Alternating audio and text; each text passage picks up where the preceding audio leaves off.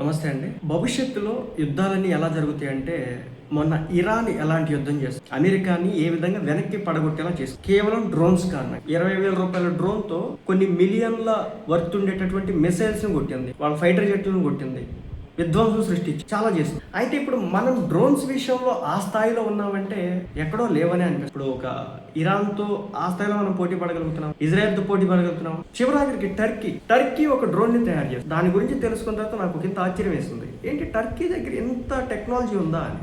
ఎందుకంటే without GPS తో సంబంధం లేకుండా 1000 కిలోమీటర్ల రేంజ్ లో ఆర్టిఫిషియల్ ఇంటెలిజెన్స్ తో నడిచేటటువంటి డ్రోన్ ని తయారు చేస్తుంది. అది కూడా టర్కీకి సంబంధించినటువంటి బైకర్ సంస్థ. నాకు ఆశ్చర్యం వేసింది అనమాట. ఇది వచ్చేసి మిజ్రాక్ డ్రోన్, దీని పేరు వచ్చేసి మిజ్రాక్ డ్రోన్ అనమాట. ఇది వచ్చేసి విలువైనటువంటి లక్ష్యాలు ఏమిటి ఉంటాయో వాటిని ఖచ్చితత్వంతో కొట్టింది, పర్ఫెక్ట్ టార్గెట్ ని కొట్టింది. దీని ద్వారా ఎక్కడైనా మిసైల్ కి 1000 కిలోమీటర్ల రేంజ్ ఉంటుంది, కానీ డ్రోన్ కి 1000 కిలోమీటర్ల రేంజ్ తో వస్తూ ఉంది. ఈ బైకార్ రూపొందించినటువంటి AI కమికేజీ డ్రోన్ ఏదైతే ఉందో దీని రేంజ్ వచ్చేసి 1000 కిలోమీటర్లు ప్రయాణించి 7 గంటల వరకు గాలిలోనే ఉంటుంది, 7 గంటల వరకు తిరుగుతూనే ఉంటుంది అక్కడక్కడ. ఈ సుదూర లోయిటరింగ్ మ్యూనిషన్ శక్తివంతమైనటువంటి వార్ హెడ్ ని మోసుకెళ్తుంది. లోయిటరింగ్ మ్యూనిషన్ శక్తివంతమైనటువంటి వార్ హెడ్ దాన్ని తీసుకెళ్తుంది అనమాట. సంక్లిష్ట పరిస్థితుల్లో కూడా లక్ష్యాలను గుర్తించి ఖచ్చితత్వంతో కొట్టింది అనమాట. దాదాపు ఇది 200 కిలోల బరువుని 4 మీటర్ల రెక్కల విస్తీర్ణంతో ఉంటుంది. ఇది గంటకు 185 కిలోమీటర్ల వేగంతో 10,000 అడుగుల ఎత్తులో ప్రయాణిస్తుంది. దీని బరువు వచ్చేసి 200 కిలోలు ఉంటుంది. దీని 4 మీటర్లు రెక్కల బారు వచ్చేసి 4 మీటర్లు ఉంటుంది అనమాట. గంటకు 185 కిలోమీటర్ల వేగంతో 10,000 అడుగుల ఎత్తులో ప్రయాణిస్తూ ఉంటుంది.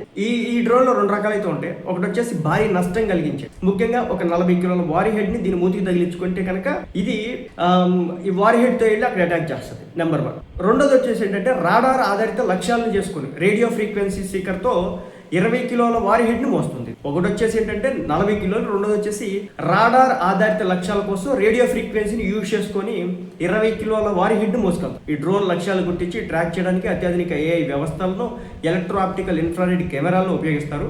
ఇది వచ్చేసి బైకార్ TB2, TB3, ఐకెన్సీ వంటి డ్రోన్లతో సమన్వయమై అలాగే చాలా పవర్ఫుల్ దాడులు అయితే చేస్తారు. కాబట్టి మనం కూడా ఈ స్థాయిలో 1000 కిలోమీటర్ల రేంజ్ లో 200 కిలోల దాన్ని 7 గంటల పాటు 10,000 అడుగుల ఎత్తులో అన్ని గంటల పాటు తిప్పడం అంటే అది మామూలు విషయం కాదు. అత్యద్భుతమైనటువంటి టెక్నాలజీ అని చెప్పొచ్చు. సో ఆ టెక్నాలజీ మనోళ్ళు కూడా డెవలప్ చేయాలని, మన ఆర్మీలో కూడా ఇది మిలిటరీలో కూడా ఇది అందించాలని చెప్పేసి మనం కోరుకుందాం. ఇది ప్రపంచంలోని మోస్ట్ డేంజరస్ డ్రోన్గా చెప్పాలి.